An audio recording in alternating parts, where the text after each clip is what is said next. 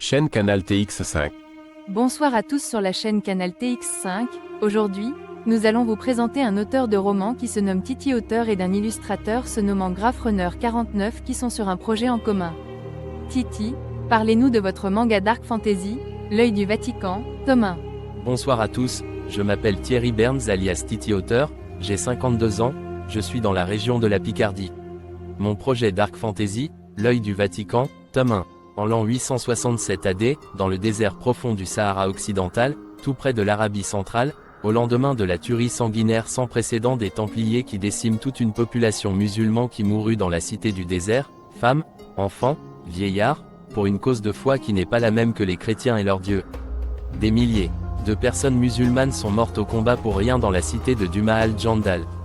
Depuis ce moment-là, nombreux chevaliers des Templiers ont déserté, car ils ne croyaient plus dans leur Dieu légitime et cette guerre sainte.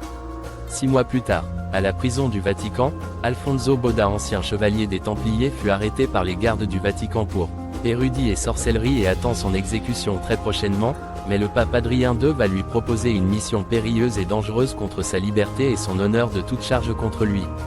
Il doit ramener son fils illégitime au plus vite avant la bénédiction annuelle du Vatican, allant récupérer dans une forteresse, un monastère reculé du monde, qui se nomme Cordia di Valgo.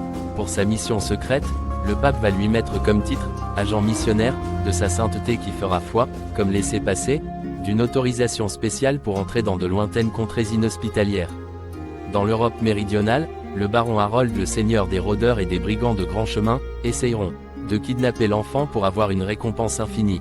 Mais avant de prendre sa route, il ira chercher ses 3 compagnons de fortune des Templiers, qu'il a connus jadis, pour l'aider dans sa mission aux 1000 dangers. Mais un complot diabolique se trame dans l'ombre, dans le plus haut hémisphère de l'église du Vatican. Mais qui est derrière tout cela ? Illustrateur Graphrunner 49. Salut, je suis Graphrunner 49, un graphiste illustrateur freelance français près d'Angers qui est spécialiste dans la bande dessinée, comique, manga digital, painting, fantastique, illustration ésotérique, storyboard.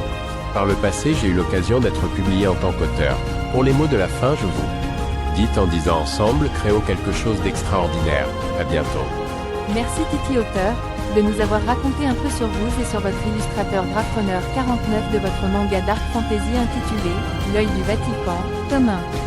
Je remercie aux téléspectateurs de nous avoir regardé notre chaîne Canal TX5 pour suivre toutes les actualités de Titi Auteur. Bonne soirée à vous tous, à bientôt pour d'autres news prochainement. Chaîne Canal TX5.